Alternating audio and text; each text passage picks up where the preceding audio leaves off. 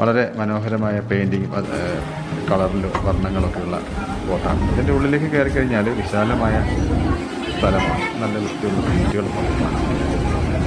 മുമ്പ് പല വീഡിയോകളിലും നമ്മൾ ഇതിൻ്റെ മറ്റു കാര്യങ്ങൾ കണ്ടതും.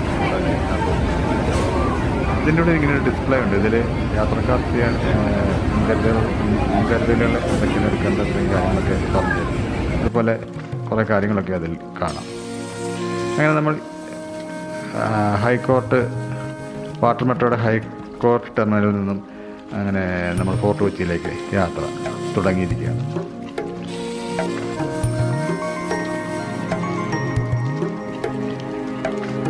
കൊച്ചി നഗരത്തിൻ്റെ മനോഹരമായ കാഴ്ചകളൊക്കെ കണ്ടുകൊണ്ട് നമുക്ക് ഇങ്ങനെ യാത്ര തുടങ്ങാം.